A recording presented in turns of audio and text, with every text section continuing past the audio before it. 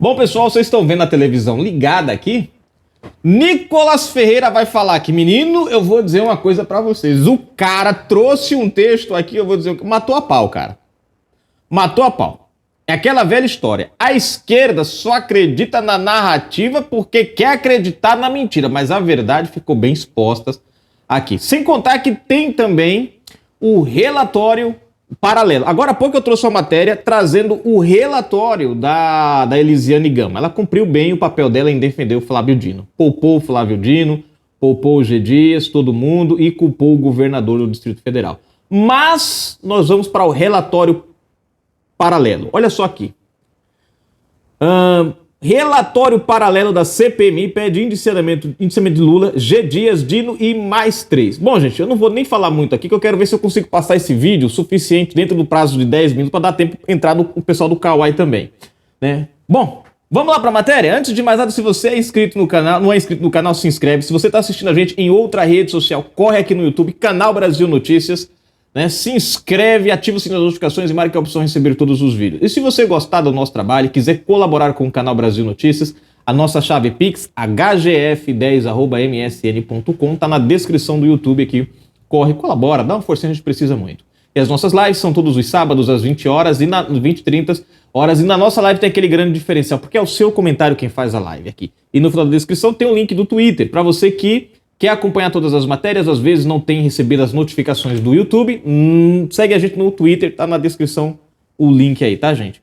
Bom, vamos lá. Ao longo de quase 400 páginas, 16 parlamentares da oposição destrincharam um voto separado.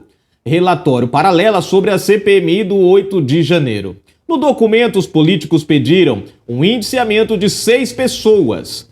Entre elas estão o presidente Lula, o ministro Flávio Dino, Justiça e Segurança Pública e o general Gonçalves Dias, o ex-ministro do Gabinete de Segurança Institucional GSI.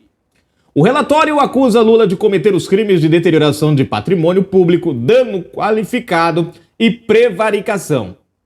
No documento, a oposição afasta a ideia de tentativa de golpe de Estado por parte dos vândalos, que invadiram a sede dos 3 poderes, em Brasília, e diz que os atos de depredação aconteceram por uma série de omissões por parte do governo petista. Desse modo, Lula seria o responsável final dos atos de depredação por ser presidente da República. No momento das invasões, o petista estava em Araraquara, em São Paulo. Essa viagem foi muito estranha, viu? O pedido dessa viagem, encaminhado somente às 20 horas e 27 minutos do dia 5 de janeiro de 2023, previa que o deslocamento previa e se daria entre o dia 6 e 8 de janeiro com a finalidade definida como atividade privada, ou seja, não era nada relacionado ao governo, pelo jeito. Argumentou a oposição. Se ele, Lula, tivesse agido conforme determina o arcabouço de atribuições legais, não abandonando a cidade e impondo sem tergiversar a proteção dos prédios públicos federais, certamente as invasões não teriam ocorrido ou os danos seriam minimizados, continuou a oposição no documento. Em relação a Dino, o voto separado pede seu indiciamento pelos crimes de dano qualificado, deterioração de patrimônio público, prevaricação, desobediência e abuso de autoridade. O documento afirma que ficou comprovado que o ministro sabia dos riscos de vandalismo e tinha à disposição a Força Nacional de Segurança Pública, que ele deliberadamente optou por não utilizar. O texto menciona ainda as imagens do 8 de janeiro do Palácio da Justiça que não foram entregues ao colegiado. Sobre G. Dias, a oposição alega que o ex-ministro foi omisso por ter determinado que 2 relatórios da Agência Brasileira de Inteligência, ABIN, fossem fraudados e por omitirem informação. As imagens em que ele aparece a paisana no Planalto. A omissão do ex-chefe do GSI foi evidente e improponderante para que as depredações se consumassem, continuaram os parlamentares. O GSI não formalizou nenhum pedido antecipado de aumento no efetivo da Guarda do Planalto porque o seu ministro-chefe escondeu de seus subordinados de forma dolosa os 11 alertas de inteligência que recebeu da ABIN. 11 alertas, gente, a gente mostrou aqui. As outras 3 pessoas que a oposição pediu indiciamentos foram Saulo Moura da Cunha, ex-diretor adjunto da Agência Brasileira de Inteligência, ABIN. Esse cara é o cara que o Dino pediu para fraudar os relatórios. Coronel Cleptor Rosa Gonçalves, ex-comandante da Polícia Militar do Distrito Federal, PMDF. Tenente Coronel Paulo José Ferreira de Souza Bezerra, ex-chefe interno do Departamento Operacional da PMDF. Bom, deixa eu ver aqui. Bom, vamos lá, gente. Deixa eu colocar para vocês agora o vídeo do Nicolas Ferreira aqui, gente. O cara fez um negócio show, cara. Olha, tem que tirar o chapéu para Nicolas Ferreira. O cara trouxe um texto aqui, gente, que, mano, eu acho que até Elisiane Gama botou a mão na cabeça e falou, mano, que M que eu fiz, cara. Que M que eu fiz. Vamos lá? Deixa eu me afastar aqui, porque eu posso, sem querer, bater aqui e desligar a câmera ali. Não pode, hein? Não conseguiram ainda barrar as redes sociais, mas pavimentaram esse caminho de barrar as manifestações nas ruas. O vandalismo ocorrido nos atos de 8 de janeiro é público e notório, e todavia não foi apurado por essa CPMI. Não houve convocação de qualquer pessoa filmada depredando, embora houvesse requerimentos para isso. Como, por exemplo, o homem que derrubou o relógio de Dom João VI, ou até mesmo os que chutaram a porta do Palácio do Planalto, fotografada pelo jornalista da Reuters. A esplanada dos ministérios e os prédios federais são coalhados de câmeras de segurança. E por isso mesmo são inúmeros os vídeos e imagens que mostram os responsáveis pelos atos de vandalismo. É perfeitamente possível a devida individualização das condutas, de modo que a utilização do famigerado crime de multidão é apenas mais uma narrativa voltada à criminalização das movimentações populares da direita. Depoimentos nessa CPMI e na CPI do DF demonstram cabalmente que havia grupos distintos durante os atos do dia 8 de janeiro.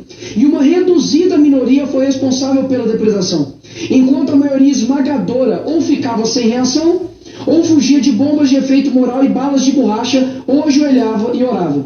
Foi trazida em audiência pública realizada na Comissão de Segurança da Câmara uma mulher de 37 anos, cujas imagens mostram que apenas permaneceu no interior do Congresso Nacional sentada, ajoelhada ou deitada, sem nada a depredar, tudo filmado, e no entanto permaneceu presa por quase 9 meses, relatora.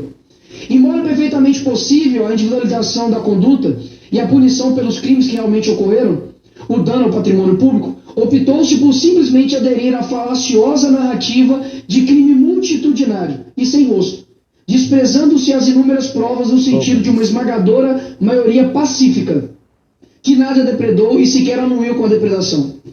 A narrativa de golpe de Estado, além de fantasiosa, se trata de crime impossível. Não se faz golpe de Estado e nem se turba o exercício de poderes constituídos sem armas, sem qualquer apoio vindo da seara dos próprios poderes constituídos.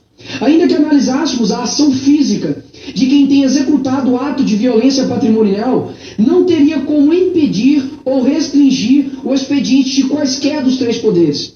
Grupo difuso, descoordenado, pessoas simples e comuns, sem liderança, sem qualquer possibilidade concreta de tomada do poder, ou seja, depredação dos prédios que nunca ameaçou a autoridade dos detentores de cada um dos poderes. Ninguém nunca falou em autogolpe, mas de aproveitamento doloso de uma situação.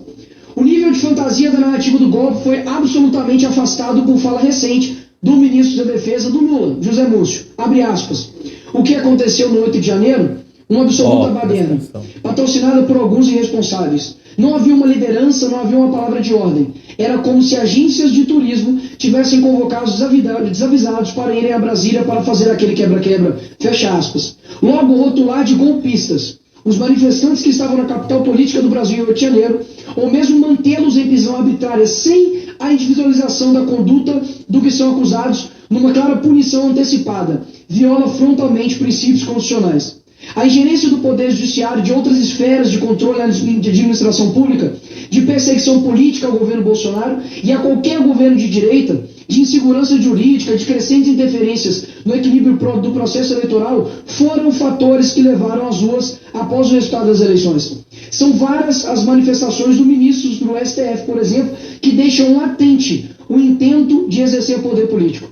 Luiz Roberto Barroso, abre aspas, o Poder Judiciário no Brasil, após a Constituição Federal de 88, deixou de ser, já de algum tempo, um departamento técnico especializado e passou a ser um poder político na vida brasileira. Gilmar Mendes, abre aspas, se hoje nós temos a eleição do presidente Lula, isso se deveu a uma decisão do STF. Essa semana, é preciso reconhecer isso. Fecha aspas.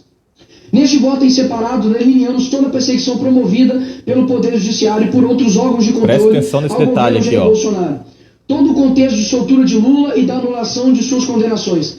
A perseguição inclemente ao governo Bolsonaro, com 123 medidas desfavoráveis em 2 anos de governo. Presta atenção. Medidas de outros órgãos de controle, especialmente do Tribunal de Contas. O subprocurador-geral Lucas Rocha Furtado propôs 539 representações dos 4 anos de governo Bolsonaro e apenas 12 representações entre os anos de governo Olha a Dilma. diferença. A atuação absolutamente enviesada do STF e do TSE durante o período eleitoral de 2022. Essa insegurança foi um dos grandes fatores para que as manifestações populares se fossem avolumando ao longo dos anos, pois o povo percebe o problema.